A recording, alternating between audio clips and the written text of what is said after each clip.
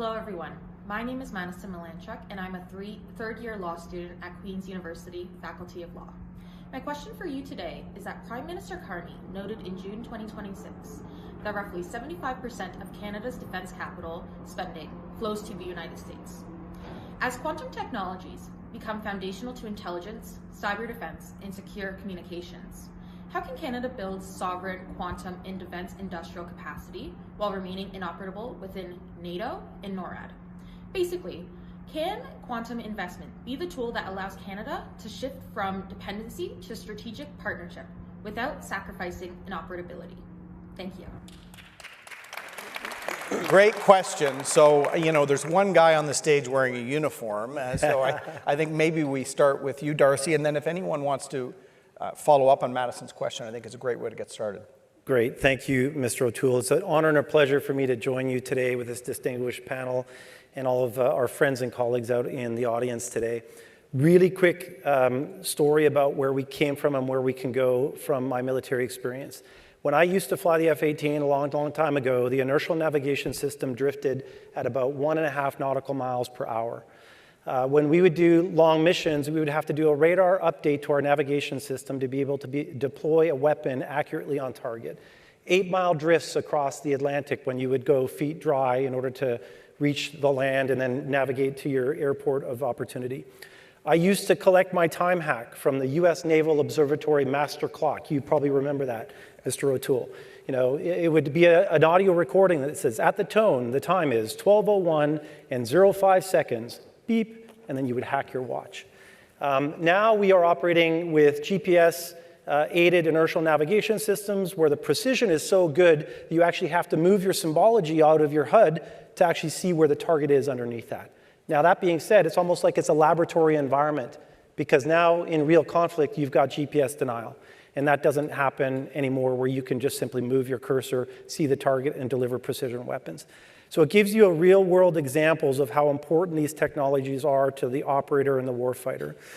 To Madison's incredible question, yes, we have an opportunity. The answer is simple. And we have the first ever defense industrial strategy that demonstrates political will from the highest levels of government all the way down to the tactical levels. We referenced to Davos. I did not have on my bingo card a year and a half ago, even a year and a half ago. This is how much things are changing and the pace of change. I didn't have on my bingo card the Prime Minister of Canada quoting Thucydides and Václav Havel at a Davos speech, let alone using the word rupture. And so we are in different times. And so the opportunity is there. It's just a matter of us seizing upon it, using things like the defense industrial strategy in order to create the impetus and the momentum behind it, connecting with the end users, military being one of them. We're not the only one, but connecting with the end users to ensure that we're doing this together in a collaborative fashion. So a little story and a little bit of... A great real-world connection to Madison's question. David, you're in the sensing game. Lisa alluded to your work that could detect anomalies subsurface. You're going to put former submarine hunters like me from the military out of business if you can find them using quantum. Talk about her challenge to replace that 75% of our spend going to the US. Do you have the ability to generate that business here and then maybe into the Rearm Europe sales into our European NATO allies? Yes, of course, there is an opportunity to elevate the domestic buys for deep tech innovation, emerging innovation like ours. Like this sensor was designed in Canada. It's made from a bit elsewhere, like Apple does. How do we make most of the benefits by bringing the developments back in Canada is by engaging with end users. There's no way around it for a company than better understanding what really needs to be built and to deploy it in realistic environments, gather the feedback, and after that, once we demonstrate that there's really a problem to be solved there and that our technology can do better, then we can go around the supply chain and build the capabilities and do much more in Canada. So yeah, that's really what's important for any company, any startup. It's starting with the basics, get down to the end users, demonstrate what needs to be built, and once you have a big enough market, build it in-house. Build, baby, build. Francesco, Lisa, you guys see the Ecosystem Creative Destruction Lab. You're running the industry association.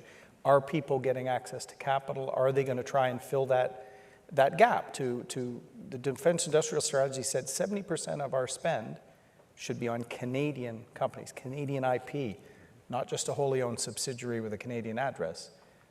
Is there capital? Is there a response to this call?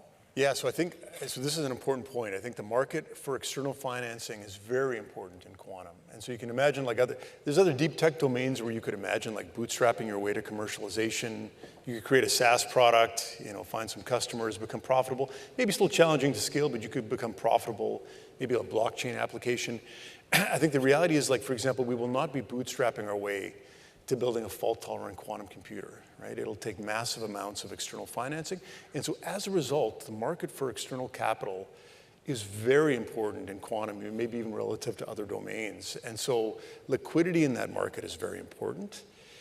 And so it's interesting.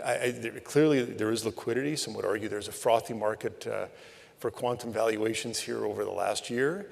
I think there is a bit of a disparity, though, between our American venture capital prospective providers of capital and our Canadian providers of capital, right? And so maybe, first of all, there's more competition in the United States.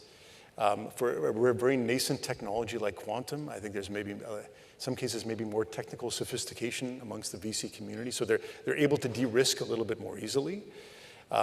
Perhaps differences in the levels of risk aversion as well between their Canadian counterparts. And so I think this is an area where we need to improve as an investment community. It would be great to see more Canadian investors on the cap table of quantum companies, just because external financing is so important for these companies relative to other technical domains. Lisa, anything you would like to add? I think just building on that capital piece is such an important part of the sovereignty conversation as well, and we often overlook that when we do get more Canadian investors on those cap tables, it's a lot easier to keep those companies Canadian and give those catalysts to help them grow and scale here. Perfect. Thanks for getting us started, Madison, with a great question.